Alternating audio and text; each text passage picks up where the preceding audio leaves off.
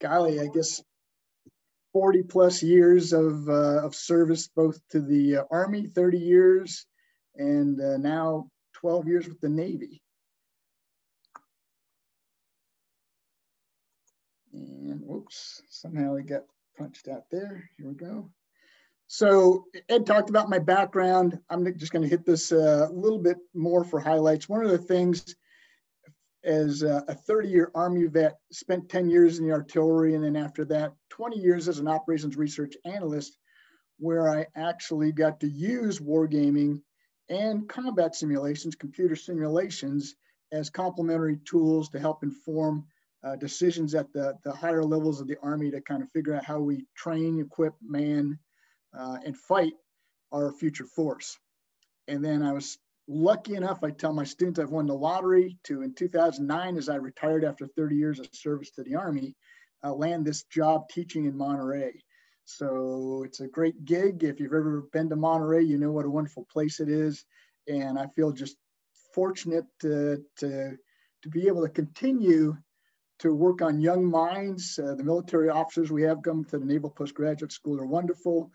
Just so you know, at NPS, we have Naval officers, Navy officers, Marine Corps officers, Army, Air Force, a couple of Coast Guard officers, international officers. So it's a great swath of our allies, partners, and then all the services in the U.S. DoD.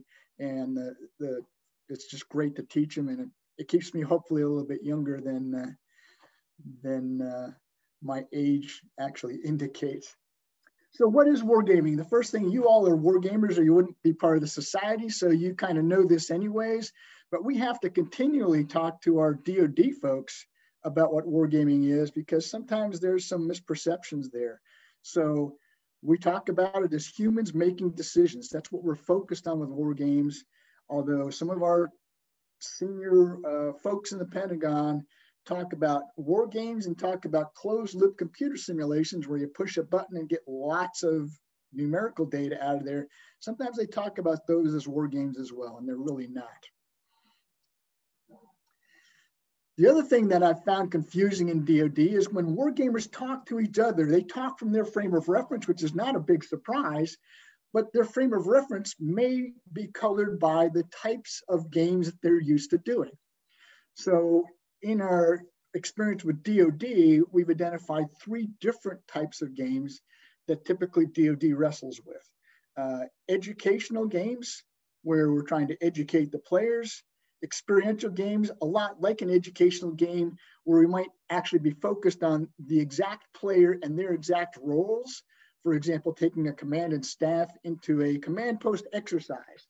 That might indeed be an experiential game where they're actually practicing their wartime roles.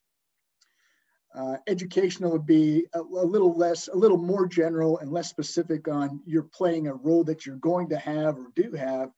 You may be playing a role just to educate yourself about an environment, a new enemy, a new technology.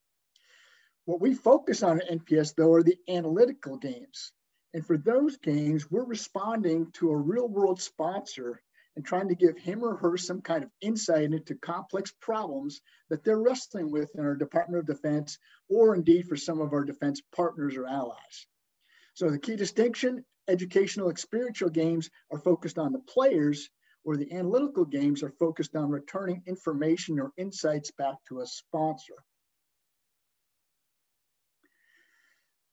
If you've seen war games, as you all have, being part of the Georgetown University Wargaming Society, you note that probably no 2 war games really look alike, and there are all sorts of different formats and different categorizations. So we talk about game formats, and the bookends being seminar versus system. System, think of a board game like Risk, where players are interacting through the board, through moving pieces around. A seminar game, think of a table or a round table where people are sitting around a table and people are talking to each other, or people are being asked questions by a facilitator. So those are the bookends of kind of the game formats. But what we found in our experience here at NPS is that in many, many cases, the best war games for analytical purposes are hybrids, have pieces of both system and seminar. And then depending on what issues you want to get to, the information format is very, very important. We have closed games where each side or all the sides may be sequestered in their own rooms and only allow the information that their intel systems or whatever sources they have would reliably give them, versus an open game where everybody's standing around maybe the same map board seeing everybody's move at once. And then there's, again, a hybrid of those information formats, partly open or partly closed. And we think of games where you might have a closed game or start with a closed game where you actually plan in a closed environment and then bring all the participants out where it's adjudicated in an open format. And really what we and I remind my students of this because my students are developing war games all the time, and I remind them, sometimes they get enamored with the game board and the pieces and intricacies of designing that. And it's like, that's all well and good. But the bottom line is we've got to remember we're actually using the game medium to stimulate players to make decisions. And it's those decisions that the players are making and why they're making those decisions that are really what we're after, not about moves on a game board. The dreaded Bog Set. So probably if there's any worst practice in our Department of Defense, it's what we call a Bog Set, or a bunch of guys and gals sitting around a table. And that can happen for a number of reasons. One of the reasons it happens is through ignorance. And what I mean by that is we at NPS believe we've got one of the very few courses that actually teaches students how to design, develop, conduct, and analyze a war game. Many of our other schooling in their Department of Defense may show students a war game and allow them to play in it and maybe experience some of history or experience what the future might look like. But as far as them designing a game, they're often not taught that. And I can't think of or I have not found anywhere in DoD where we're actually teaching students how to design a war game except for our course. So I go into that little digression because sometimes Bog Sets that I see in DoD are happening because they don't know any better. They don't know how to design a good game. So in absence of that, let's get a bunch of people together and we'll just kind of shoot the breeze and talk about the problem and see what we come up with. And that's another example or an example of a Bog Set. There are a lot of references out there, but one of the things about these references is they're kind of tell you the way different organizations conduct their war games, and each one's a little bit different. There are a lot of similarities as well. That's neat. On the left, you'll see Peter Perla's book in 2 iterations, up and down. His book, The Art of Wargaming, is out of print now. The hard copy one, there's a soft copy one that's really a reprint of it, edited by John Curry. It's got 90% the same information in it. James Dunnigan's a hobby war gamer. He's put out a book. The 3rd edition is still in print, I believe. The 2nd edition you can find online for free. And I don't think there's a big difference between the 2nd and the 3rd. So there's a resource there. And then on the right side, those 3 handbooks, the Naval War College, Army War College, and the UK Ministry of Defense, tell about how each one of those organizations does their wargaming. They're not how-to books, though. And that's where we come in. We've just published this book in October of 2020, and our real target audience, believe me, I'm not going to get rich off this book. I've gotten my 2nd royalty check. I'm happy to report. The sales are now about half of what they were for the first quarter of the book's existence. And if I'm lucky, the royalties from the books will pay maybe a couple of months of my water bill in Monterey. They're not going to get my wife that house in Pebble Beach. Never, ever. Why did we write the book then? If it wasn't for the exorbitant royalties, which we're not getting, the reason we wrote this book is because we know that DoD could do better wargaming, and we think this is truly a how-to book that will serve that purpose. So that's the general take behind the book. And it looks like, let's see, here we go. And the book is called The Craft of Wargaming because as we've iterated this, and as I've taught this course over 12 years, the course at NPS, the Resident Wargaming Course, we found that it's not, wargaming is not an art. It's not a science either. It has elements of both though. It's a craft. And the way you learn a craft, much as a carpenter does, is by a couple of things. You educate yourself as best as possible, but then part of your education also is that hands-on experience. So you're building war games or you're playing war games. And as you play war games, you learn new mechanics, see how other people deal with issues that you may wrestle with at some point in time when you're designing a war game. So we feel very strongly that you can't just pick up even our book and learn everything you need to know about wargaming and go out and do one. In fact, in the book that I just showed you that we've just published, there are practical exercises embedded throughout that. So you get some hands-on experience as well. And then we think about the craftsman as in the age of guilds where you progress from novice to apprentice to journeyman to maybe at some point even a master. And our course at NPS, we're focused on apprentices. If the students that successfully get through our wargaming course are apprentices, and they can go off and do wonderful things, usually sitting at the feet of a journeyman or maybe a master. Although I've had students go out and do great things on their own without much guidance at all as well. So that can happen too. I'm just going to hit this lightly. One of the things, again, we try and sort out with DoD is that some of our senior leaders think our closed loop combat simulations are war games as well. They're not. The human making or the human decision making that's embedded in that computer code is very, very rudimentary. And it allows the repeatability of pushing a computer button and getting lots and lots of quantitative data because the human decision making is so oversimplified.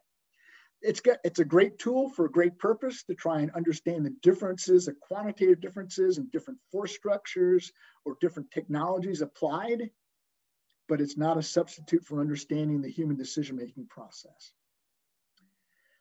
In recent years, you all have seen some of these great video games, and unfortunately, some of our senior leaders get seduced by these things and believe that this is a great training tool or this is a great wargaming tool.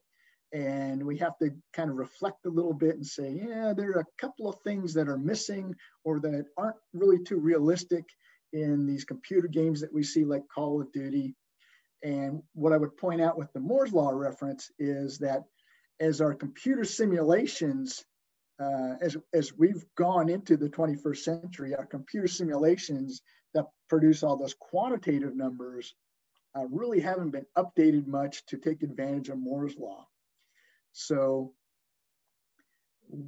we've got this challenge where our senior leaders see all these wonderful glitchy things and they think this will be neat. And we have to bring them back to reality and say, Call of Duty looks nice, great graphics. Would it be a good training tool? Not so sure. We have to make sure the laws of physics that underlie that computer code are fairly realistic. And for computer games, they don't need to be, and sometimes they inhibit the purpose of entertainment if you die when you get hit by a bullet instead of get allowed to respawn and those kinds of things. Artificial intelligence has been a buzzword, and it's a buzzword now in DoD again. We're all after AI, and AI is just around the corner from allowing computers to control every aspect of our lives. Well, about 30 years ago, when I was graduating with my master's degree from Rensselaer Polytechnic Institute, I bought a book on AI. And at that time, AI was just around the corner from allowing computers to control every aspect of our life. So AI has made some advances, but be clear about what those advances are. Playing Go, playing chess, those kind of things, that's great. But these are very discrete processes, maybe complex, but not nearly the same as if you think about a maneuver brigade, for example, an Army maneuver brigade operating out on terrain.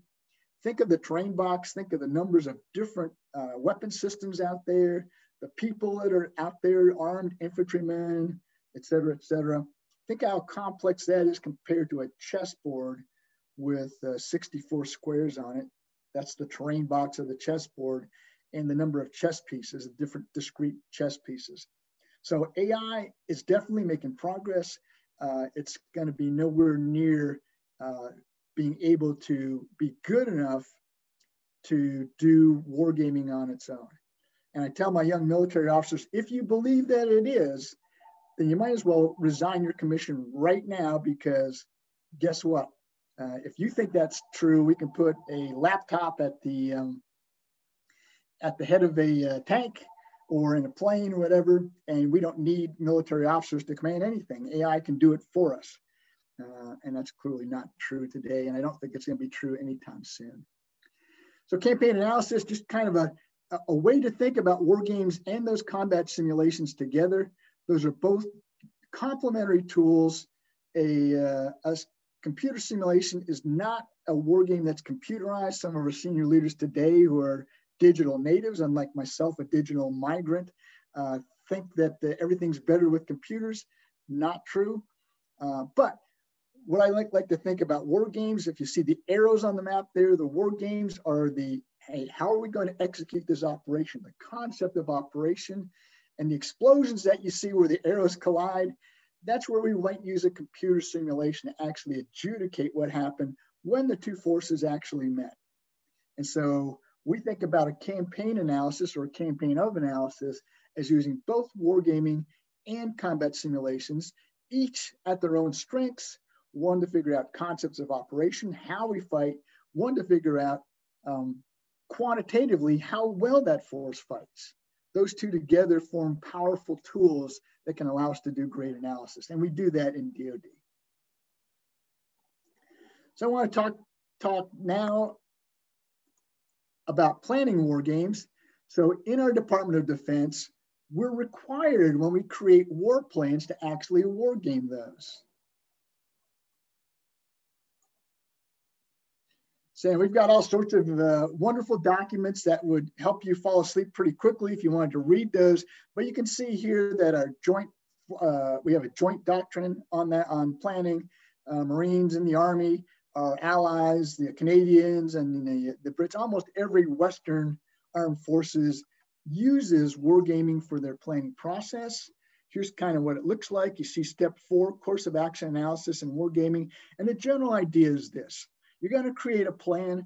We're going to ask you to create 3 courses of action. 3 is the magic number for whatever reason, maybe 2, maybe 4, but 3 courses of action on how to do the same operation. 3 different ways to do the same operation. Okay, got it. Then we're going to look at our enemy, because the enemy gets a vote in this. The enemy is going to have a couple of different ways. We're concerned with the enemy's most likely course of action and the enemy's most dangerous course of action. So if I'm actually going to war game a plan, I've got 3 courses of action that the friendly side's going to derive somehow, and 2 courses of action that the enemy has that I'm concerned about. The higher math says that's 6 war games I need to do for each plan. What we typically find, unfortunately, going on in DoD is at best, maybe they're wargaming 1, and how well are they wargaming that? So we like to get wargaming to the point where they're doing better wargaming and doing more wargaming to actually flesh out what goes on in a plan. And the real reason for that is we want to find out, we want to give this plan a thorough shakedown to make sure we understand where the risks are. There's always going to be risks to military operations, what they are, how dangerous they might be, what kind of contingencies do we need to plan for in case we stumble upon one of these big risks and it actually comes to fruition for the bad guy. In the manual, in the joint pub, we talk about 3 moves: action, reaction, counteraction. My take on this is, okay, if we're going to get the planners to do any kind of wargaming, let's at least give them a simple template. Here it is: action, reaction, counteraction. The objection I have to that is we typically have the blue force, the good guys, take the action, the enemy gets the reaction, and then the blue force gets a counteraction, and the enemy, well, the enemy got one move. That was it.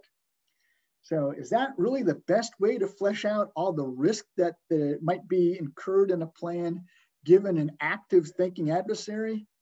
I think not.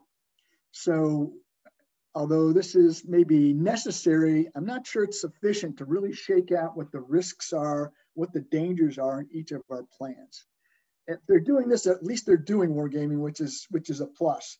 But we'd like them to be a little more rich in there. And we have come across commands where they said, you know what, we've actually flipped it around and let the enemy do the action, we react, and the enemy gets the counteraction.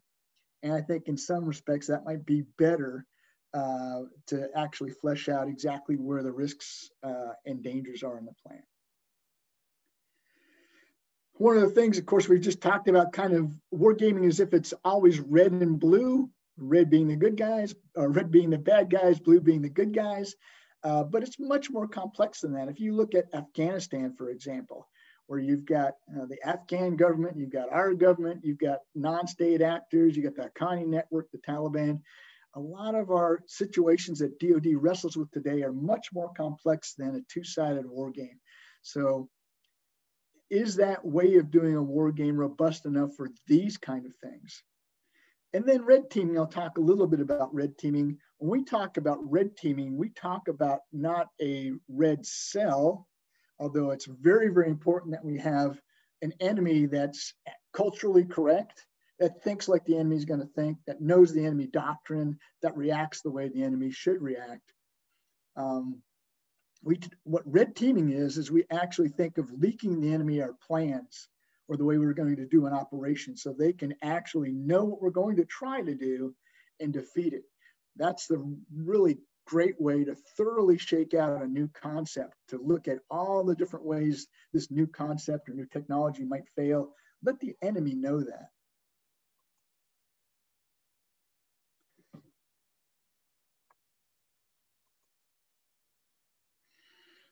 Talk a little bit about what we teach at NPS, our resident wargaming course. So NPS operates on a quarter system, so it's an 11-week course. And our students spend well over half the course designing, developing, conducting, and analyzing war games for our actual Navy, other DoD, or defense partners. And you can see now in the 12 years I've been at NPS, we've done 90 war games. I've had the privilege to mentor those games. Those games are done by student teams of about 4 to 5 individuals. This particular war game here was done at the request of the Taiwan CNO, their Chief of Naval Operations, highest naval officer in Taiwan. And in the foreground on the left is a Taiwan Navy captain that was here for the game. Back next to me, next to the projection screen, there is another Taiwan Navy captain. And up front behind the first captain are 2 Taiwan naval officers who are my students and thesis students, as well as on the wargaming team. So this is not only the wargaming team, but the players as well. And that was done a couple of years ago. So that was very exciting to do that game. And it's a great privilege to work with some of our partners and allies around the world. I'm going to play this clip, so you may want to adjust your volume. I think it's going to be loud. And so here it goes, but stay tuned with your volume. Whoops, hold on. Let's go back here. All right, something.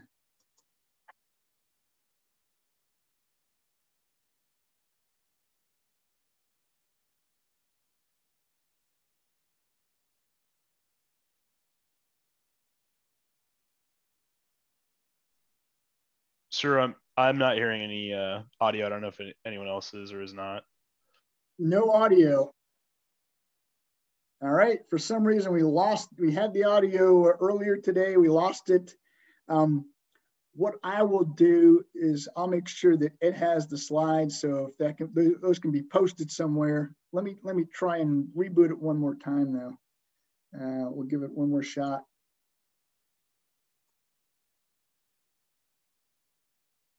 Anything? No, sir, I'm not able to hear anything.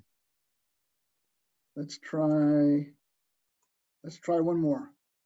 Gaming is actually the study of how people interact in military situations. What we do in the wargaming course, the students are introduced on week 2 to their real-world sponsor from the Department of Defense and often some of our allied nations, and then have to design, develop, conduct and then analyze a war game for that sponsor.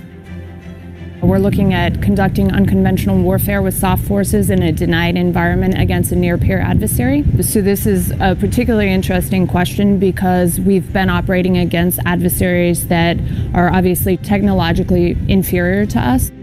In our case, our sponsor was U.S. Fleet Forces, and specifically what we were taking a look at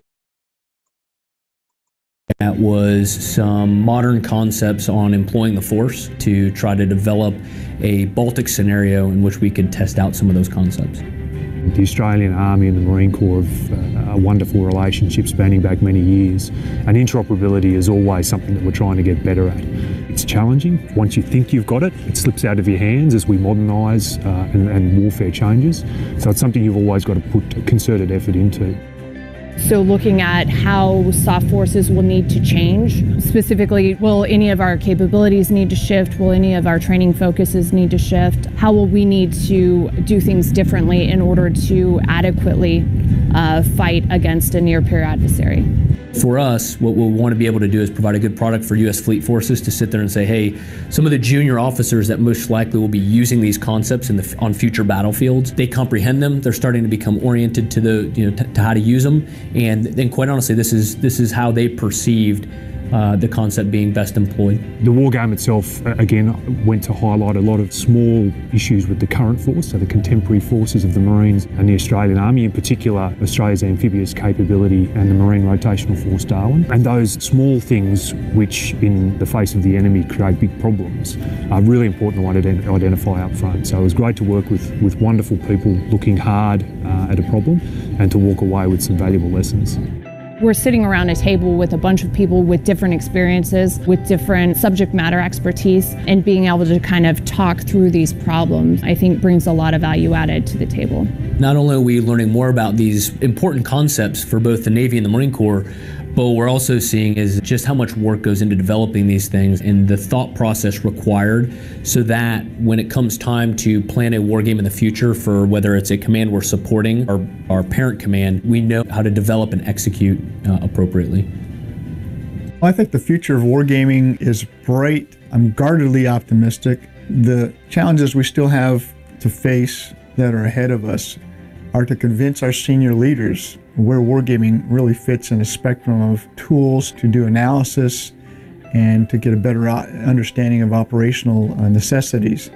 And I think the Naval Postgraduate School is probably one of the very few institutions that has a robust wargaming education program to bring wargaming to the forefront and to get experienced wargaming practitioners that senior leaders can leverage. The Naval Postgraduate School and the Australian Army, in particular Australian Army Headquarters, has had a long and fruitful relationship. Activities such as this really bring us together and reinforce why it's important to maintain those relationships between academic institutions full of free thinkers and military establishments. We continue to get a lot out of the relationship, and we're certainly looking forward to continuing that relationship in the future.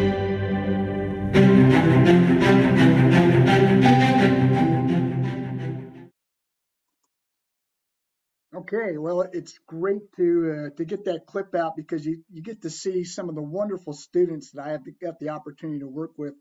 Most of the students at the Naval Postgraduate School are military officers, somewhere between their 6th and maybe 12th year of service.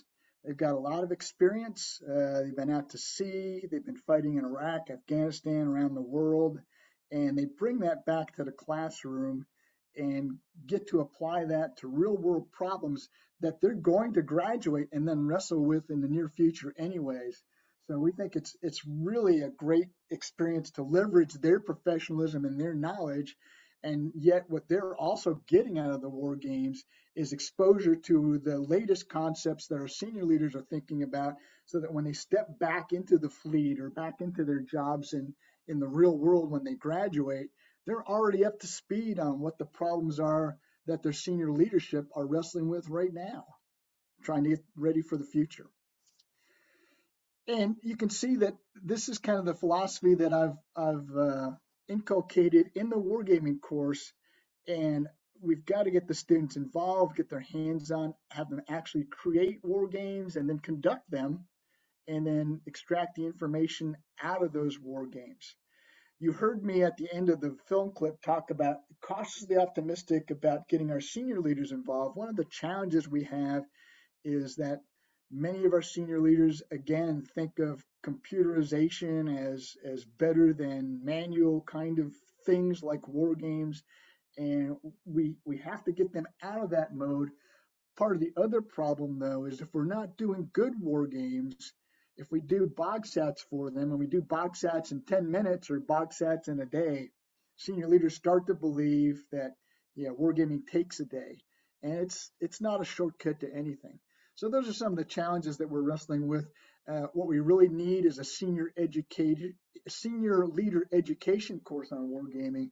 I've got the bones of that now. I just need to get the senior leaders to take it. But we're getting better. There's no doubt we're getting better. And as my students go out into the services again after they graduate, they're making sure we do better wargaming. We just need to keep pumping out students. So I'm going to talk to you a little bit about what it is when we design an analytic war game. Remember, that's to produce information or insights back to a sponsor who's wrestling with a particularly difficult defense-oriented problem. And we talk about that in this way. We want the sponsor to articulate to us what the objective of the game is, what it is you want the game, what the sponsor wants to get out of the game. And subordinate to that objective, there may be several, 3 to 8 to 20 key issues that fit underneath that one objective. And we want the sponsor to articulate that one overriding objective. And then there may be several issues that come out of that. And again, what are we focused on? We're typically looking at new concepts of operations. That is how a new force might fight. How a force might fight differently when equipped with a new technology, how a new weapon system might need to operate. We might be changing or looking at future doctrine, different strategies and different theaters of operation. Those are the kinds of things that we might examine in an analytic war game. One of the things early on, I read Peter Perla's book, and as an operations research analyst, a quant guy looking at quantitative things and mathematics, I never thought about a war game as an act of communication, but Peter Perla lays it out nicely in his book. And what we're trying to do is from that sponsor who's articulated sometimes not so well, so we have to go back and forth with the sponsor to understand what the sponsor's problem is, articulating that problem to the wargaming team, who then designs a war game that actually communicates the nature of that problem to players they bring into the war game, so that those experienced players can wrestle with that problem, that sponsor's problem, and start to get to some insights.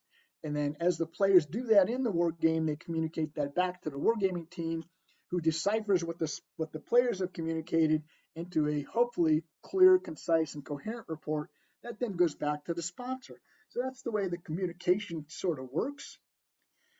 And as we've wrestled with this, teaching wargaming, I've done it now for 12 years. What's emerged from the fog is breaking up wargaming into 5 different phases that allow a war game to be created and, of course, analyzed. And one of the things that we often miss in DoD is this very first one, which is initiate, which is just going back and forth with the sponsor to understand what the problem is. And I've had students that go, really, that's a problem? It absolutely is. We have a sponsor that may give a poorly worded or a hastily thought out idea. Hey, go do a war game to figure out what happens in Iraq when this happens. Well, we need to go back and clarify that a little bit. So we've developed a whole process of communicating back and forth with sponsors to make sure that we understand what the sponsor needs before we go off and on this design process for a war game. And then you see design and develop. It's an iterative process. And Peter Perla talks about how design and develop. It's kind of unfortunate. They're sort of synonyms, but the way wargamers talk about them are not.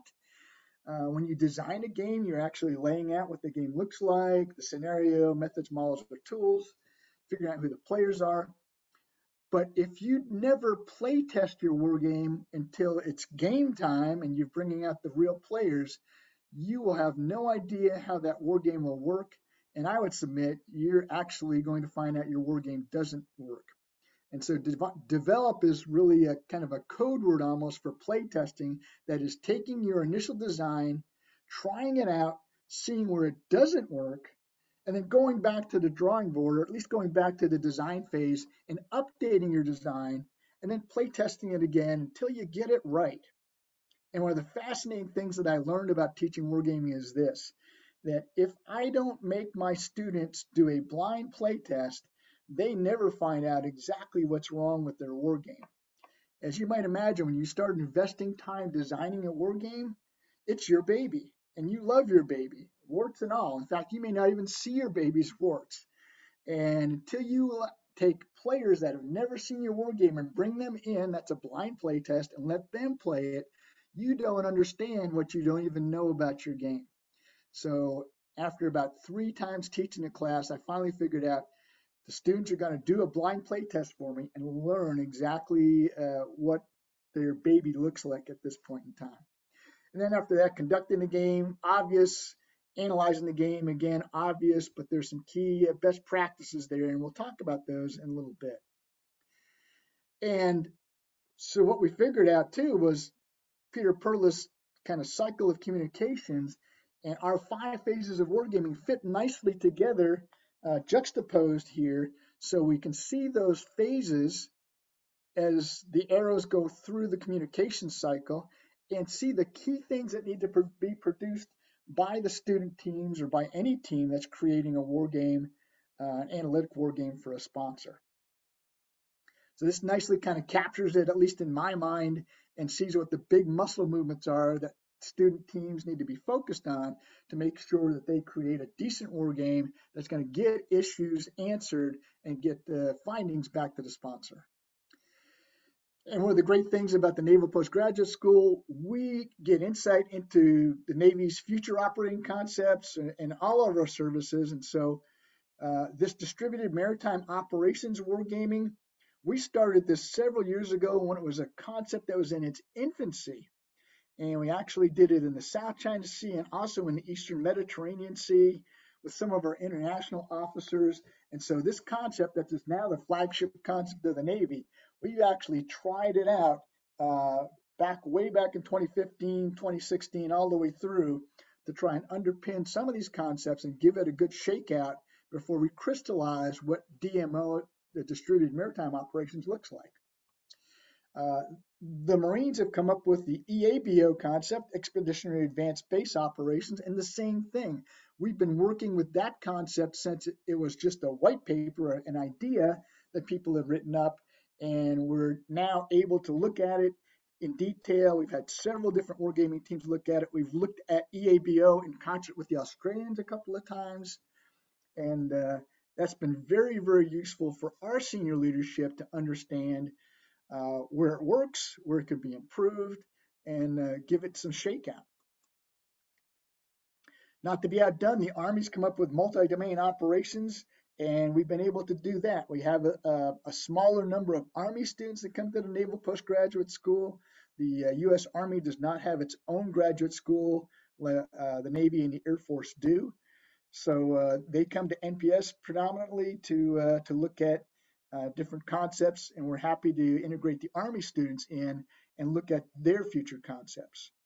And in fact, we just did a war game this last spring looking at how artificial intelligence could be leveraged in multi-domain operations. And that was an interesting war game showing us some of the challenges that we have to work out and how AI might help with those. Not to be outdone, we also work with our allies, NATO especially, but other allies and partners. This was an operational energy war game that we did. And the idea here was to give NATO commanders and NATO officers a better appreciation of how energy needs to be thought about on the battlefield. That is, where is your fuel coming from? How are you powering other things? And the enemy gets a vote in that. So one of the fascinating things about this was we did the operational energy war game here at NPS. Students produced it. conducted the game for grade for my course. And then they actually got to take the game to Lithuania with a group of naval officers and actually use it to educate these officers. And this was also one of the rare exceptions, not an analytic game, but an educational war game to educate NATO officers. And then also we've worked very closely with NATO Special Operations Forces, doing war games, looking at different nations in the NATO area of operations and how special forces might be used in those nations to look at things that we call now hybrid warfare, although you'll hear several different terms for what I consider to be mostly the same concept. It might be hybrid warfare, it might be operations in the gray zone, it might be unconventional warfare. Those all blend together, and there are a lot of common elements for all those terms. And we were thrilled to help out with that and to bring in other allied nation students to help understand these war games. And then we have a great relationship with the Australians. You saw the Australian on the video. Much preferable to my ugly mug to have Australians talking about working at NPS. And they've been great supporters. And we've done Australia USMC interoperability wargaming for about the last 3 to 4 years. And we have the Australians have a great relationship with the Marine Corps. As you heard the Australian officer talk about, the Australians have been standing up their own amphibious capability, and who better to learn from than the experts, the U.S. Marine Corps. So that relationship is healthy and strong as we help the Australians better define how they would operate. And we also realize that if we're in the South China Sea and we need to operate, we'll be operating with the Australians, and how we interoperate is very, very important as well. I want to take you through some of the capstone projects. So these are the war games that we've done for actual sponsors. And you can see that we've got in red, of course, are the Marine Corps games. MARSOC is our Marine Corps Special Operations Command, Marine Corps Logistics, Marine Corps Warfighting Lab. Our blue is some of our naval games. So OpNav N4 is our logistics. And that was a fascinating game where the enemy was not the Chinese, the enemy was the weather. And what we realize is that operating in the South China Sea can be a difficult endeavor with typhoons rolling in on you, sea states that are very challenging for logistics. And so just getting logistics to our forward fighting elements of the fleet can be very, very challenging just because of the weather. Forget about the enemy. Let's just focus on the weather. And then you can see war games that we've done with our allies and partners. So there's Taiwan, a couple for the Australian Defense Force. And then we just conducted our Wargaming Week here in June for the current spring Wargaming course. And you can see the spectrum of what we've been looking at again. Logistics for OpNav N4, EABO, which you just saw. We'll continue to examine that in detail. One of the criticisms of EABO from some corners was that it was developed for a South China Sea or a Western Pacific scenario, and it wouldn't work in Europe. And we beg to differ. You saw Nate Goulash, one of my students in the video, talking about EABO in the Baltics, and we were again looking at the EABO in the Baltics to ensure that that concept is tried and true in different regions of the world. And then a new one looking at warfighter dependencies on space-based assets. We depend very heavily on space assets, but there are DoD satellites, but also commercial satellites that might be leveraged by us and by others, understanding that's very, very important. You see, we do some work for our advanced folks. DARPA is a Defense Advanced Research Project agency looking at new technologies, although you'll find that sea lift wing and ground effect aircraft are not all that new. The Soviets actually used some of those and created those in the Cold War, but we're dusting that off and looking at potential future applications. Our Defense Threat Reduction Agency looks at nuclear weapons and the impact of those. That was important to try out. And then again, with the Australians, looking at interoperability, and we talked about the U.S. Army Pacific. And our last one was Special Operations Command in Europe, looking at, again, some of the hybrid or gray zone operations. One of the fascinating things that happened to me probably around 2011 was I had a Canadian colleague named Fred Cameron who called me up one day. He actually helped me teach the course. He would come down and teach a block and seminar wargaming. He said, Jeff, we've got a request by the Canadian Air Force to do a 1-week wargaming course. Do you think you could put something like that together? And I said, yeah, I think we can. In fact, the way we'll do it is we'll take our 11-week course that we teach at NPS and we'll crunch it into 5 fun-packed days. And when you think about it, 11 weeks was about 40 or 50 hours of contact time with students, and 5 days, about 40 hours of contact time. So it's not that big of a stretch to cram 11 weeks into 5 days. It's a very intensive course, but the thing that makes it, I think, very worthwhile is that it's about 30% lecture and about 70% hands-on. We bring the students in, usually a group of about 16 to 20. We divide them into 4 teams, and then we have each one of those teams design a war game over the course of 5 days, interspersed with our lecturing and then our mentoring to help them get the pieces of a war game done correctly, and then assemble the game on Thursday and play it for record on Friday. We go around the world teaching this course. As I said, the first one was in Canada, but what we find is it helps organizations build a cadre of war gamers in their own organization that can do war games. What you see down below the pictures are the Swedish Defense Research Agency, who wanted us to come to Stockholm and do the course, which we did. And you see the students there who are civilian employees, for the most part, of Defense Research Agency in Sweden, learning how to war game and creating war games. And one of the things I should add as well is that our allies and partners often have been doing wargaming a long time. So we a lot of times with these interactions, we bring back and learn some things from our allies about wargaming that we then build into our next iteration of the course. And here's where we've been and here's where we're going. So my colleague Rob Burks and myself just got back from the east coast of the U.S. We were at Picatinny Arsenal about 3 or 4 weeks ago, and then at Ditra a couple of weeks ago. We returned last week, here this week, and hopefully, if no travel restrictions clamp down on us, we'll be winging our way to Helsinki, Finland next Monday. Headed to do a couple of weeks of workshops, wargaming workshops for the Hybrid Center of Excellence there. That's a combined European Union NATO organization that's looking at hybrid threats. And then from there, we'll fly straight down to Wiesbaden, Germany, and work with our U.S. Army Europe and the NATO Allied Rapid Reaction Corps folks, and we'll do a couple of weeks of courses there. And that will complete our summer adventures teaching wargaming around the world. And you can see where we've been. We have a great relationship with Australia. We've been there, I think, 7 years in a row.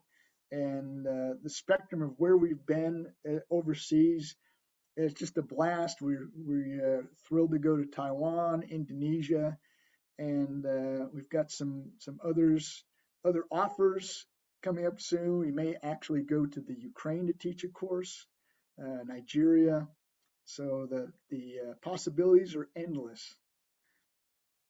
And we talked about this already. So the idea is we help build a cadre there, and we also allow an organization to get a head start on a war game, because in those 5 days, those students have made quite a bit of progress at fleshing out the bones of a war game. Now on Friday, to be truth in advertising, they demonstrate about 2 hours of a war game. They don't demonstrate what I would call a complete war game, which might actually last several days to even a week, depending on how big a war game is and how many issues you're wrestling with. Here's a couple of pictures of where we've been. The first 2 pictures, early on, I dressed in a coat and tie, and after being in Indonesia in the summer on the equator, we started to adopt the old NPS polo shirt like I have on right now to be a little more comfortable going around the world teaching these courses. I want to turn now and talk about best and worst practices. So one of the things, if we talk about wargaming as a craft, as I believe it is, as a craftsman, you learn best practices from some master craftsmen, and you observe some worst practices, or maybe you actually do them yourself and ram your head into a brick wall before you figure out, I shouldn't have done that. So one of the things in DoD, we observe organizations doing wargaming, and we observe some best practices and observe some worst practices. One of the things about being a craft, though, is you can actually take shortcuts, violate a best practice, and it may still come out wonderfully for you. You may actually put together a war game and never violate a best practice, but the war game could still go south on you. And that can happen for a variety of reasons. You can have a player that's not cooperative.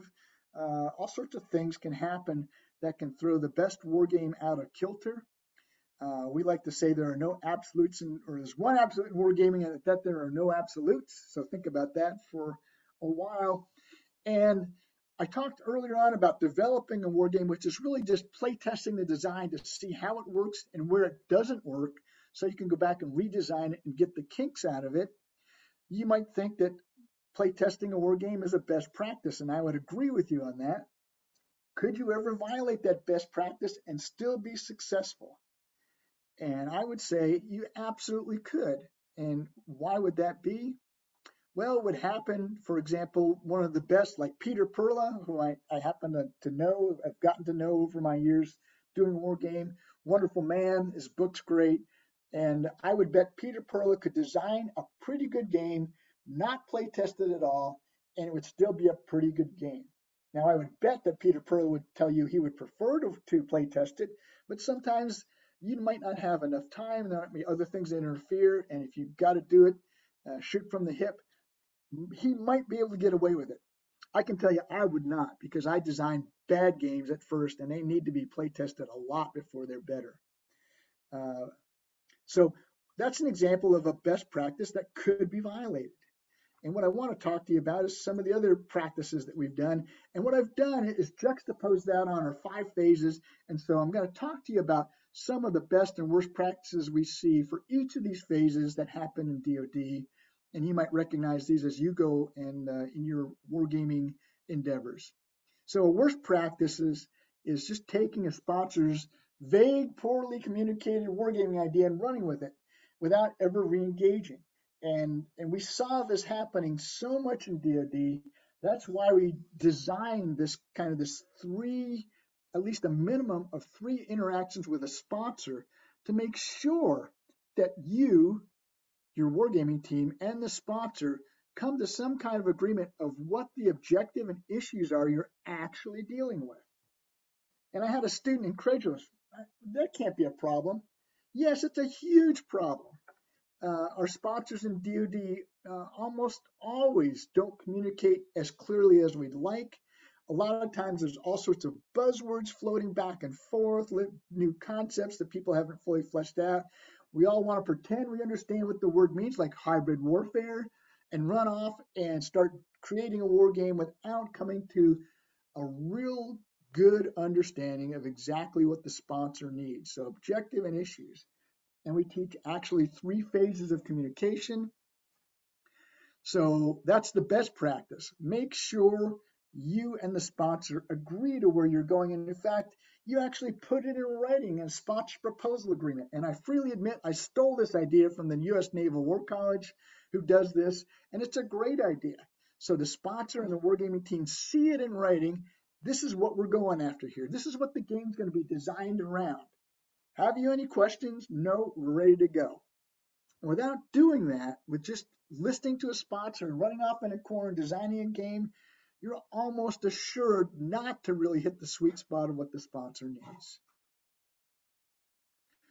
What happens in the design phase? Well, the worst practice is trying to fit the sponsor's objective and issues into a game format that you already have. You've got an old war game, you want to dust it off. The sponsors, Yeah, the sponsor's problem sounds a little bit or maybe sort of a lot like something you wrestled with in the past. Let's just dust off something we've already done and cram it in there.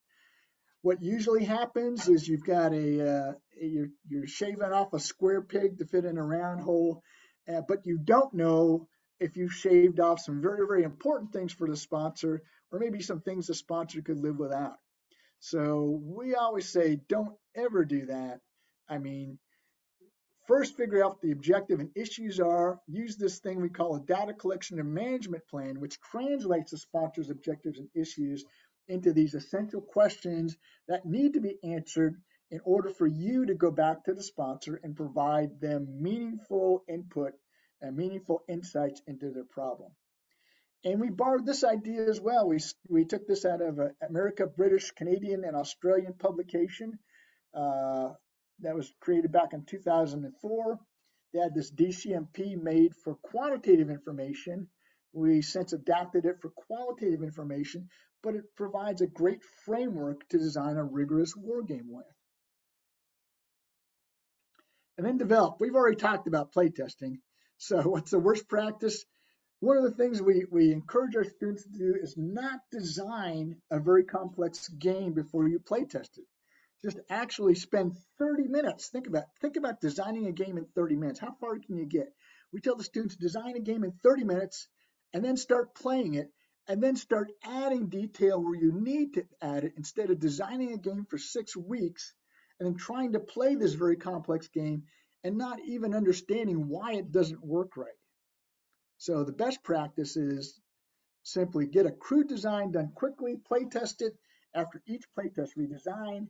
And then the blind playtest I talked about earlier on, bring somebody else in to see how ugly your baby really is, right?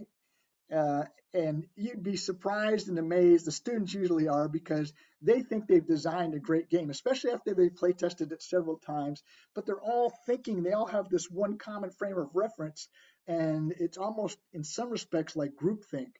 They don't know what they don't know about their game. They know everything about their game that they've thought through, but when you bring a real life human being in and you ask them to participate in it, they may not understand the problem the same way you think you do, and they might not understand your game the same way you think you do, and they're going to really add a lot of value by showing you where the shortcomings are in your game and where it might not be getting to the issues that you thought it would. And it's a great quote. I was asked by Josh Jones at the Center for Army Analysis to look at his study guide. It's a wonderful study guide, and I stole this quote out of it. And a war game that's not been play tested is not a war game. It's just a plan for a war game. And I love this because play testing is really what you need to do and do a lot of to understand how your game design is working, more importantly, where it's not working and where it needs to be improved upon. And then actually conducting the war game. Well, you know, prior preparation is only time consuming if you do it. So design until the game time, that's not a good idea. So the best practices is, number one, and this eludes some of my student teams until I beat it into them, is like, look, you've got to test out your data collection plan as well. I mean, you play tested your game to see if the mechanics work right with the players. How about collecting the information that the players actually impart once they're in your game? How are you doing that? Where do the data collectors come from? One of our worst practices with data collectors is we just give a bunch of Army privates clipboards the day of the game and say, collect information. Well, holy cow, they've got to be trained to understand what it is they're looking for, how to record the data. We're interested in not only what decisions these key players make, but what was the motivation behind them, the why behind them. Without any of that information, you're not going to be able to go back and answer the sponsor very well and provide those insights that the sponsor so desperately wants. Conduct your final rehearsal in the actual wargaming venue. Sometimes these facilities aren't open or available to you until game day, but you need to fight your way in there to see exactly how that changes what it is you're trying to do.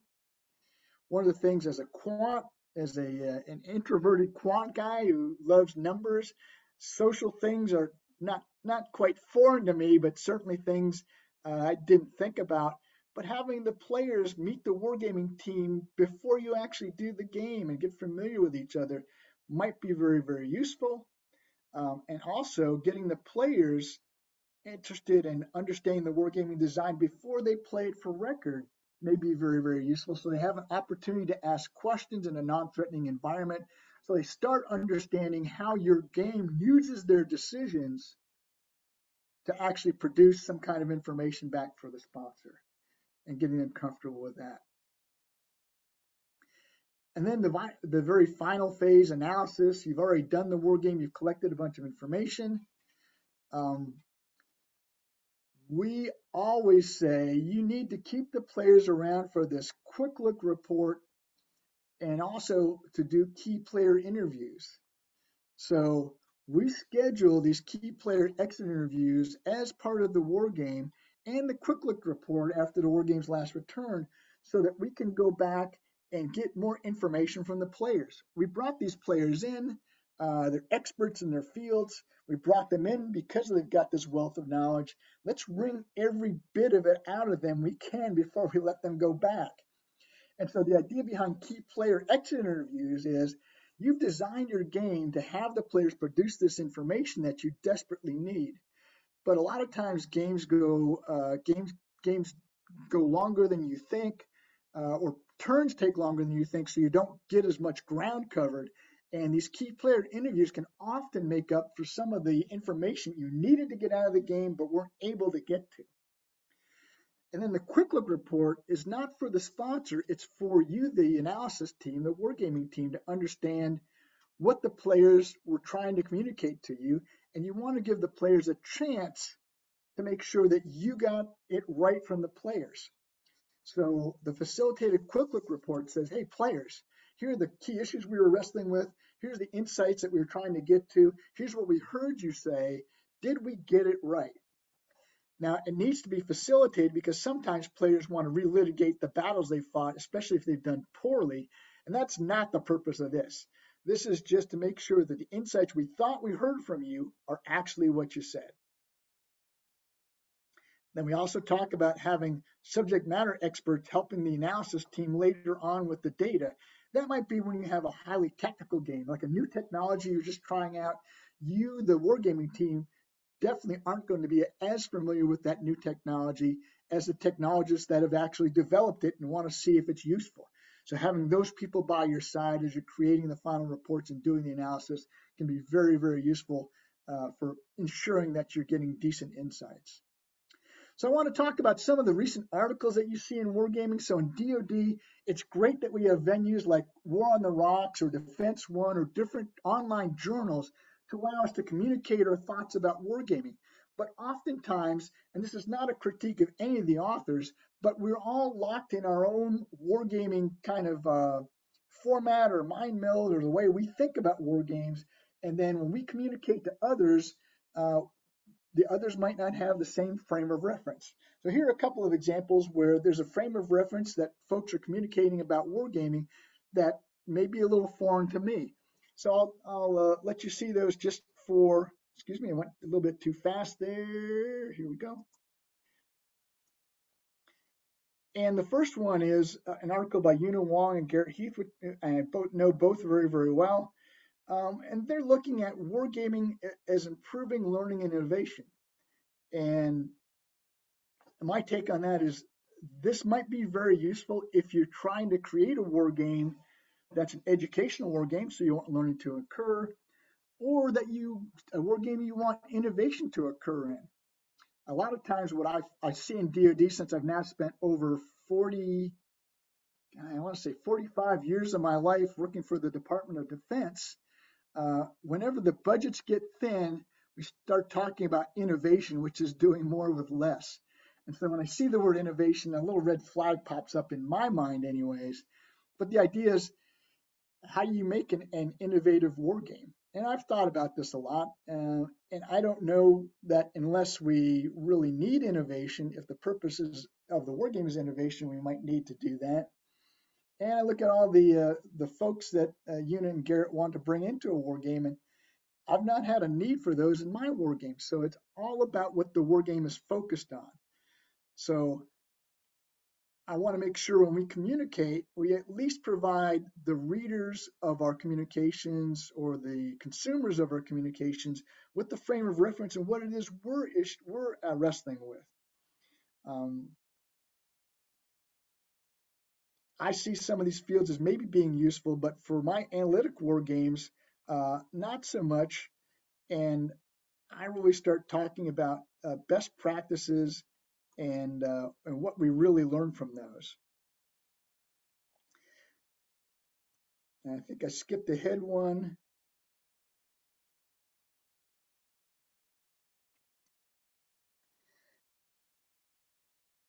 And what I want to talk about here is some of these cognitive processes and what we really need to do.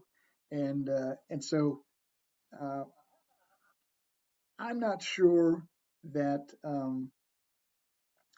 these are useful for all war games. For my analytic war games, I need to provide useful insights to sponsors. That's what I'm after. So if the game does that, I'm thrilled about it. Whether it encourages learning, fosters innovation, I really don't care.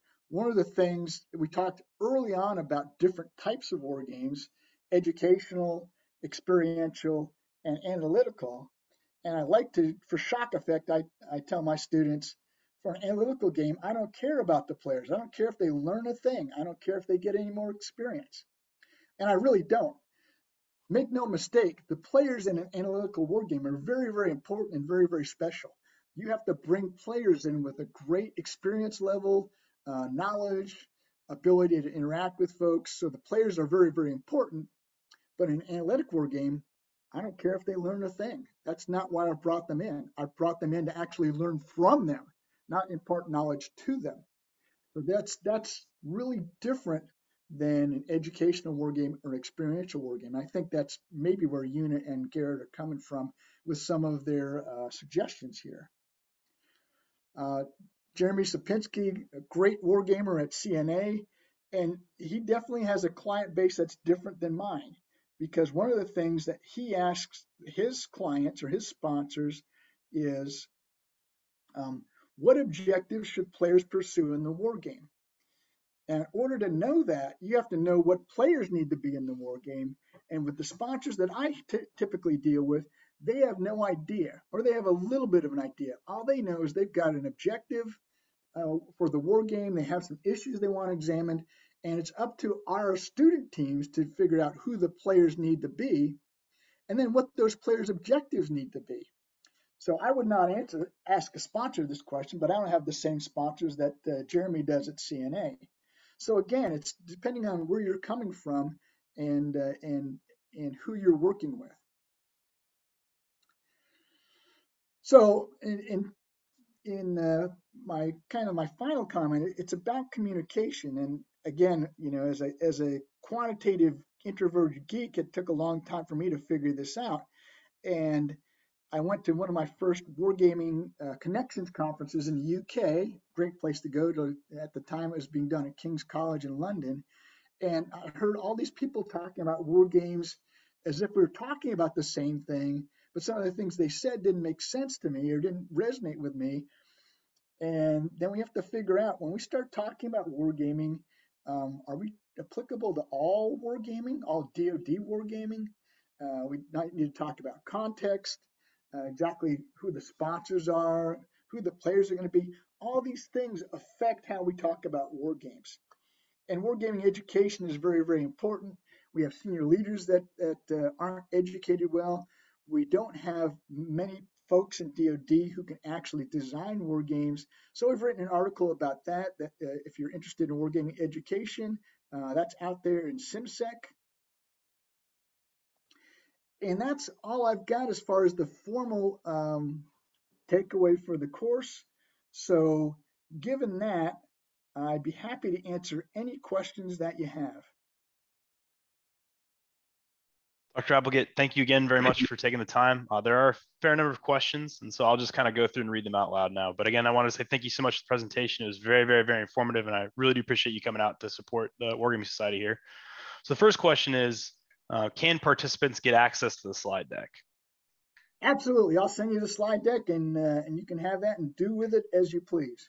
Okay, thank you very much then. So for everyone in chat, I'm going to just drop again the Georgetown Wargaming Society's email address in just a moment as I read through the rest of the questions. I'll put that in chat. We'll answer another question. And then from there, if you'd like a copy of that, you can just feel free to email that one, and then we'll be able to distribute it as needed.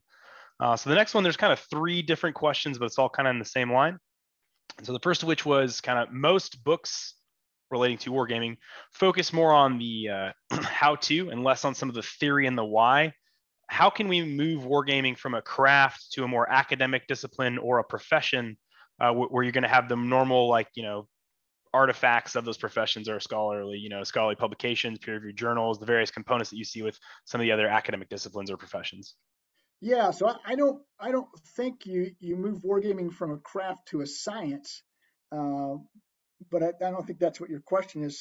So you can evolve wargaming into a more disciplined craft, that is, codes of best practice, et cetera, but it's going to come at probably a heavy pace.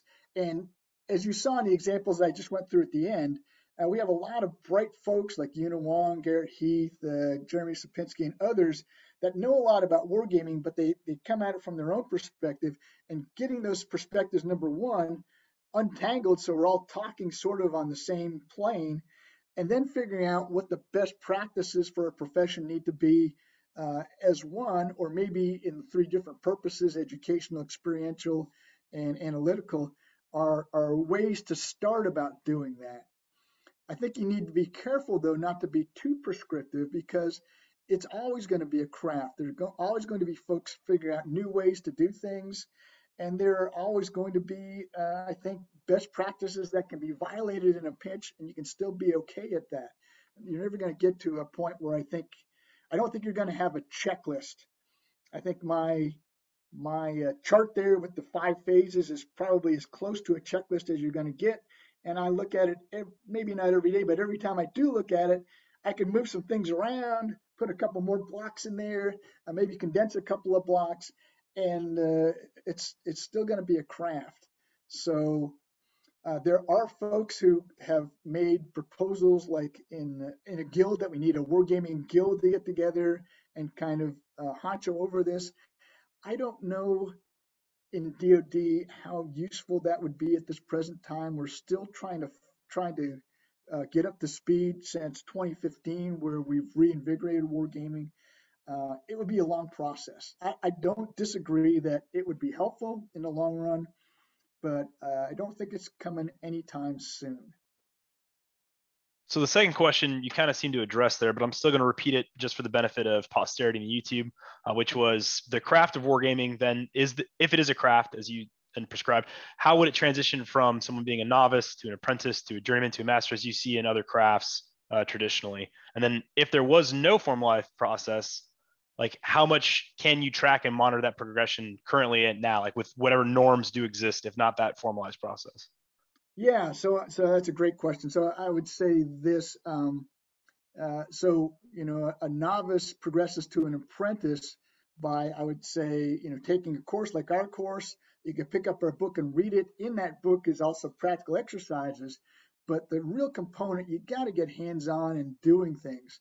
So that hands-on component could be anything, and should be actually all these things. Should be playing games. Go pick up a hobby war game off the shelf and play those. We haven't talked about those. Probably many of you started with hobby war games. They're an important component. We just don't use them in DoD, or we do use them sometimes in DoD for educational purposes. Playing those games will expose you to some of the mechanics that can be applied to the games we do in DoD. And learning from folks sitting or working for a journeyman or a master war gamer is another way to get that hands-on experience. But so there's a couple of components: education and then hands-on. I think if you get through our book and understand those basics, you've got a start on an apprentice's education. And by actually designing and conducting a game, you'll have the other component of being an apprentice. So when you get done my course or you do those things, you'll be an apprentice. And then you've got to work at it and just do a lot of wargaming, play a lot of wargaming, keep up the speed on some of those articles like I just showed from War on the Rocks and other places to see what's going on contemporarily in wargaming, and that's kind of your follow-on education and your follow-on hands-on experience to progress to a journeyman, and then keep working it like that. Thank you. We have another question, which is kind of related to like civil litigation, which is a component of another profession. Lawyers in the American system is much more peaceful. So more looking at just peaceful confrontation and conflict in a more peaceful or non-violent setting. So what lessons could like a litigation attorney learn from the craft of wargaming, and or really just any other field in which there is confrontation or decisions or resource allocation, but it's less moving away from the application of violence? Yeah, that's a fascinating question. So a related question that I've had, and this might be of use for attorneys, is do commercial entities do wargaming? That is, does DuPont or Dow Chemical, do they do wargaming to understand how to best position themselves to be competitive in a future environment? And yes, they do, but it's actually called something different. It's called scenario-based planning, and you can go trace back to a book that was written by folks from Dutch Shell Oil, and they were looking at, hey, what does the future look like, and how do we need to best position Dutch Shell Oil to be competitive in the future market? And what that's evolved to is a scenario-based planning kind of looks at 3 alternative futures, and then where you are today, and how you best position yourself to be in each one of those 3 alternative futures, each one of them being a little bit different, and then figuring out, what are the common points that you might need to progress on, what are the differences, and what are the differences in how that prepares you for the future. So that might be a way to go about and look at litigation without looking at it in a wargaming construct. But then again, war games a lot of times look at not only just conflict, but competition as well. As long as there's a competitiveness, 2 or more players that are competing over the same resources or something along those lines, the wargaming process could help as well. And one of the most fascinating things we do in DoD all the time, I like to say NPS gets some of the harder war games. The shooting war games are really easier than war games such as, if we're operating in the South China Sea and trying to deter China, how do you do that? What kind of actions can you take to deter China? Now, if you think about that for a second, you go, okay, if I'm deterring somebody, I'm trying to stop them from taking an action. That's kind of the general basic definition of deterrence. How do I know if an action I've taken has stopped them from taking an action? They didn't do something. They might not have been going to do anything anyways. So deterrence games can be very, very difficult. That's a competition as well, but not a warfighting competition. It's actually a competition for influence short of armed conflict. So thinking about those might be helpful as far as an attorney as well. You may want to stop a competitor from taking an action. How do you know you've done that? How do you know you've deterred them? Thank you very much, sir. So the next one relates to, there was a previous book written on how to conduct and plan war games by Neil, and please excuse the pronunciation of this, sir, but Neil Garas. The name of the book was The Staff War Game, which was oriented at the military decision-making process at the brigade and battalion level, I presume, of the United States Army. Are you familiar with this book? And 2, if yes, the question is looking for, are there anything more modern that provides the same level of detail? Yeah, I am not familiar with the book, but thank you for that reference. And so, Ed, if you would send that to me at some point, I will go track that down and have a look at it. I'm always interested to see what perspectives they come up with. What you usually find at that level wargaming, at brigade and below, is it may not be real wargaming. It may be a very useful staff process to go ahead and go through the orders drill, figuring out what I want all my different elements of my brigade to do, stepping through that on a map, seeing where I think I might run into problems. But if you don't have an active adversary that's actually out there to get you and to screw up your plan, you're really doing a rehearsal more than you're doing a war game. So I would want to look at that book from that view first off. One of the things that we don't do well in DoD in wargaming, and one of the things that you'll find is a worst practice in war games all the time, is we don't portray our adversary culturally correctly, and sometimes we just script it in there instead of having them actually fight against us and try and defeat our plans. And so I'd love to look at that book. I don't have any comment on it since I haven't seen it, but very interested in looking at it. But one of the things that another worst practice we need to remedy is having our enemies represented as adequately as possible. I'll give you an example too. We went down to one of our combatant commands. So most of you may know that we've divided the world up into sectors, and we have a 4-star general or admiral in charge of each one of those sectors across the world. No matter where you are in the world, you point to a point on the globe, and there's a 4-star general or admiral in charge of that operation. CENTCOM is a perfect example. CENTCOM is where we're fighting most of our wars now: Afghanistan, Iraq, Yemen. The CENTCOM commander, 4-star general, is in charge of that area of operations of the world and any military operations the U.S. does there. So as we look at what CENTCOM does and we look at the wargaming that's done there, golly, how do we actually represent in Afghanistan, for example, the Taliban and the Haqqani network, two primary thorns in our sides to try and stabilize Afghanistan? Who are the experts we pull in to actually represent the bad guys? That's a huge challenge. Same thing for Iraq. You've got all sorts of tribal factions fighting us. You've got Shiite militias that come from Iran, Shiite militias based in Iraq. How do we represent those folks? Those are huge challenges that we are still wrestling with, and some of the Achilles heels in some of our wargaming experts. We need to do better at that. And in fact, one of the practices that we talk about in DoD is this. We say, okay, in our DoD, if we're going to do wargaming, we have an intel officer. We usually call them, they're from the 2 shop, whether it's a G2, an S2, a J2, or whatever. It's a 2 shop.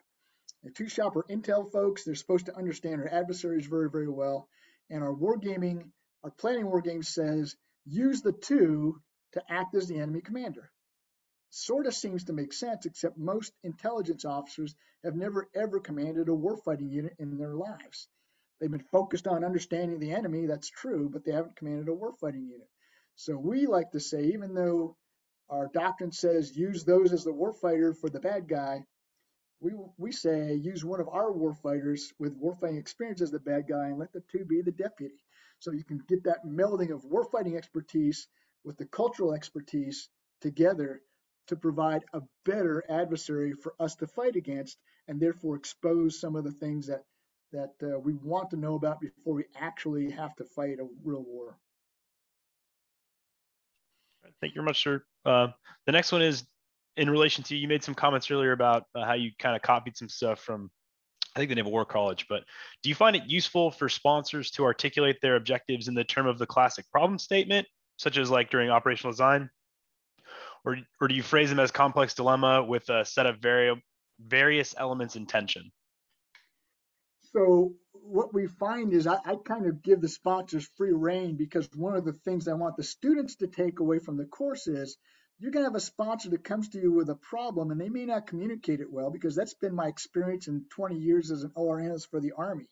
They don't clearly communicate what's going on, or they communicate it in their terms, and you have to go and negotiate that out. So I purposefully don't give them a format or a lot of guidance, because I want them to just kind of come forth almost like you're a psychoanalyst and they're sitting on the couch telling us what the problem is. And then I leave it to the students to go through that 3 different engagement processes to tease out of them what the objective and the issues are. So we usually want the objective to be in a form of a statement, and we want to talk about one of the 3 purposes. So it's either to analyze, to educate, or to provide experience to the players in order to accomplish something. And then we want the issues to be in forms of questions, because we find that's the best way to decompose into essential questions. Is you start with a question, Like what is the, how can we best integrate this technology into a maneuver brigade? So hopefully that answers the question. It's not as rigorous, I think, as the questioner implies could be or should be, and maybe that would be helpful. I don't know, but I do know this is that sponsors often don't have. A lot of times, our sponsors are just trying to understand the problem better. So oftentimes, we find out just through that process. We really go a long ways to understand the sponsor's problem better. And sometimes we actually do a complete war game just to help the sponsor understand a problem better. So we often don't find a clearly communicated problem and clear objectives communicated to us. Sure, thank you. Do you find that the basic analytic wargaming course cadre, so the cadre who participated in that course, is that able to sustain its new capability for more than a year? As you know, the DoD has a PCS degradation cycle where all the personnel are going to rotate out rapidly.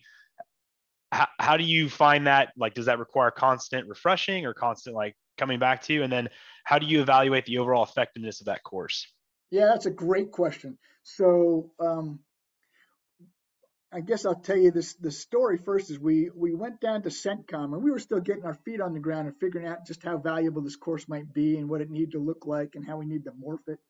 And we went down to CENTCOM and taught the course a couple of different times, the basic course, and had a couple of smart colonels down there that were all over it. And they understood they wanted a better wargaming capability. And so what they figured, to answer hopefully semi-directly answer your question, is you went ahead and you did the course and you educated uniformed wargamers, but as Ed's pointing out, in 2 to 3 years, they're rotating out and they're gone. So they wanted us to do a basic course every year and then an advanced course, which would be a refresher course every year. And doing that, we would be able to catch the uniform folks and then the uniform folks coming in the next year, et cetera, and sustain a capability like that. The sad part of the story is both those colonels that realized the value eventually PCS themselves, and their replacements didn't quite see the same value in wargaming, or their bosses had a different focus and they went off in a different direction. And there was a great capability that was stood up by CENTCOM when we were in that engagement process. And I also had one of my former students down there working in the CENTCOM J8 shop, but it went away. So the answer to your question is I think a basic course would need to be done probably every 1 to 2 years in an organization that has uniformed folks, with a refresher course maybe every 1 to 2 years as well, to at the biggest delta 2 years, to make sure you keep and sustain that capability. Thank you. Now so are past games and their design constructs available for other professional wargamers to review the design ideas? So we have this issue that we wrestle with, which is security. And what I had been doing for my wargaming course is I had the students write an unclassified distro A exome. So for those of you not ever in the military, distro A means releasable to the world. So I have a collection of executive summaries that you can read that that actually, they're unclassified, and you could send them to China if you wanted to. But very, very recently, we've decided that probably some of that information is best not shared. And so DoD has a fairly new classification called controlled unclassified information. And we're now not sharing information about exactly who we're wargaming against with everybody. We're doing it within the U.S. government, and we're actually not even allowing that information to go to allies unless the allies are the ones sponsoring the war game, and then they get the reports. So the results of the war games, some of the past ones, can be made available. The design constructs sometimes can be made available, but I mean the thought process that it's a nice, neat box game like you would buy a hobby game, it's not. And the challenge is that our students, this is a very ambitious course, and the students really, really hammer hard and are working long hours to get the game done. So their documentation of the game is not necessarily all that good. So there's very limited value in looking at a war game my students have done, unless it directly pertains to the same kind of a game that's been done in the past. So no, I don't have design constructs that you can look at. Now I will say this, in the executive summary, we do have them lay out the basic designs, what kind of a game it was, and how it proceeded, number of turns, whether it's open or closed, seminar system, hybrid. So that may be useful, those executive summaries. So the unclassified ones I can release, and what I'll do is I'll send a link to Ed for whatever my fancy folders out there that anybody can get into are, and he can share those unclassified executive summaries with anybody who wants to see them. Yes, sir. Thank you. As you pointed out previously in the presentation today, deterrence games can be profusely difficult to design, adjudicate, and understand. How do you find best practices to prevent that from turning into a bog set? Yeah, it's a great question. So the way I can describe it for you is I had a brilliant young Air Force officer that actually we threw a Navy, the distributed lethality, which yet later became distributed maritime operations. We threw him this war game, this Air Force officer with a team. In fact, the team he had was a couple of Indonesian officers, which was great because they had South China Sea perspective, and a couple of other U.S. officers. And what he decided to do was this. He had the red team and the blue team closed off in their own rooms, planning in exclusion. So they each one made their own plan on a sheet of clear acetate overlaid on a hex map of the area of the South China Sea they were interested in. And then he took the acetates from each one of those teams, took it into the white cell, overlaid them both so they can see where the blue and the red plans were going to intersect in time and space. And from there, the white cell determined what kind of conflicts could happen. And then they brought the blue and the red teams into a common area and conducted a seminar war game to go, China, guess what? The blue ship crossed your path right here. How would you react to that? To determine whether they would react or not, whether they were deterred or actually maybe provoked. And so that's one method of doing a deterrence game that actually was very, very successful. And I was, as many times, I'm just sit back amazed by what my students come up with. What I found, at least in the experience, is that having teams of students work on things, you bring in this synergy, this great synergy of students with different minds and different thoughts. Had I been asked to design that war game in exclusion, it wouldn't have been nearly as good as what they came up with. But that, to me, is sort of a template, if you will, for examining deterrence in some situations. Yes, sir. Do you think an evolution of computer-based wargaming tools such as simulations and command PE bring any changes in professional wargaming community? Well, they could. I think command PE has got some potential. It's probably got more potential for Navy and air than it does for ground, just because of the sheer number of interactions you're going to have when you put, a Marine Expeditionary Brigade on the ground against a robust adversary force. So those are good tools. They actually could be computer-based wargaming. Command PE, I think, will be that, where as long as red and blue can actually be active players. The older version of Command PE, Command Air Naval Battle, I think was called, can't remember the acronym for it, was not, because red was scripted. So yeah, they've got some potential. We had the old Janus game, which later on became JCATS, which was a pretty good wargaming tool for ground combat. I think the thing we need to be careful of is to not get so enamored with the numbers that we forget that the overall goal is to understand the human decision-making process, and not only what decisions were made by why. So computers can be very powerful and a useful tool for war games. I don't see them as taking over, and I don't see AI as forming a good red team or a good blue team any time soon. Although I'm not going to count it out. You never know what can come out of some innovation and ingenuity. Yes, sir. Would you recommend any prerequisites for or required reading for your book that was recently released? No, I wouldn't recommend any pre-reading. Although I would say this: that Peter Perlo's book, his 1990 book, and then you can get it in the John Curry edited edition in paperback. The part 2 of that is the meat behind the course I started to design, and the genesis of it came from Peter Perlo's 7 Elements and the things he talked about.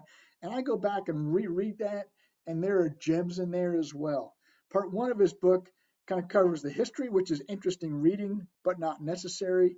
And part 3 covers in 1990 what the state of the art was in 1990 for naval war games, and so that's OBE.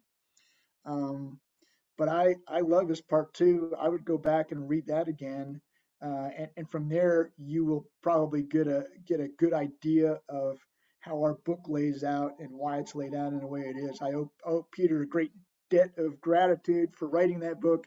I've told him so personally many times, and he got a free copy of my book signed and with gratitude as well. Sir, there's a book from the Center of Naval Analysis called Wargame Pathologies. One, are you familiar with that book? I'm not familiar with the book. There's been a couple of articles on wargame pathologies that the book might encompass. So, because the follow-on question references data collector challenges. For WEUVE, I'm not sure I pronounce his last name, wrote an article on that. Not familiar with it. I'd love to see it, and just to update my knowledge on it to see if I've missed anything. But of course, wargaming pathologies are some of the worst practices that we see, and I'm sure there's lots of us that can write volumes on it, and I would love to see it because they've done a lot of war games at CNA, and I'm sure they have a rich history of things they experience. A lot of the times, one of the challenges that we have is when we have sponsors that come and want us to do a war game and they think they know what they're going to get out of it. We don't want to get in the business of providing answers that somebody's already predetermined. But I'd love to see that book again. That would be good. I'm not familiar with it. Okay, thank you very much, sir.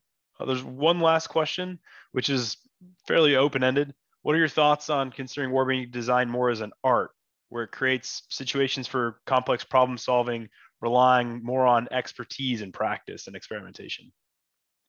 Yeah, I would say that wargaming design is probably a craft as well, and I think it's got elements of art and it's got elements of science to it. So if there's one thing I think that our book is not, well, I think we're actually, myself and my colleague Rob Burks and an Australian colleague Marcus Tregenza have already started talking about a wargaming design book. So we talk about design in kind of broad brush strokes in the Craft of Wargaming book, but really and we always have this request from students. Hey, we want a template. We want to do a ground war. It's at a theater level, and what do the interactions need to look like? What kind of models do you have for us? What does the design need to look like? Show us what they've done in the past. There are all sorts of different things that have been done in the past, but there are some standard ways to do things. The hobby games provide some great references and some great mechanics. That's why we just encourage folks to play as much as they can, to participate as much in wargaming design as they can, to start ingesting some of that knowledge of how to do design. I mean, to me, even if we create a wonderful reading book on how to do design, if you're not doing it, you might not get it as well as if you're just trying to read about it. So the hands-on component is always interesting. But there needs to be, there are good books out there that have elements of wargaming design, and Phil Saban's book is an interesting book to read. Simulating War, I think it's called. Yep, there it is. It's on my bookshelf right down there. But I think there's still more ground to be plowed in that area, and we're willing to do it if we ever find the time to write this book. And that would be to sort of give folks a little bit of a science to it. Hey, if you're looking at a ground war at an operational level, here's some techniques to adjudicate things. Here's some techniques for movement, those kind of things.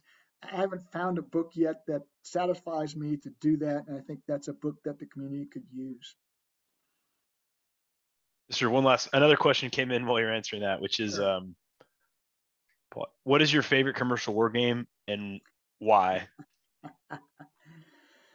Believe it or not, I'm not a big hobby war gamer. I was thrust into the wargaming world as an operations research analyst in the military. I mean, as a kid, I grew up playing the simple, these aren't even hobby war games. They're kind of like kid games like Stratego and Risk and Battleship. So the more complex hobby games that you all are probably familiar with and do well at, I've not been exposed to. I find that it's probably because I have a short attention span. If I have to read a rule book that's over about 5 pages long, I'm probably going to be lost. And I'm reluctant. I feel like I need a rules lawyer at my right shoulder, helping me consult on 40 pages of rules. So there's not a lot of hobby games that I've played well in order to recommend. We actually use Risk, the game of Risk, although it's an out of print version in our course, and it's I'll call it limited objective Risk. It's called something else as far as its commercial name, but it allows you to finish Risk in a couple of hours. And those of you who've played Risk know you can play Risk all night long, and depending on what you're drinking, it can go even longer than all night long. But this version of Risk we play in a couple of hours, but I also have the students do it for a purpose. And what I want them to do is collect data out of the game, because I want to understand Risk strategies.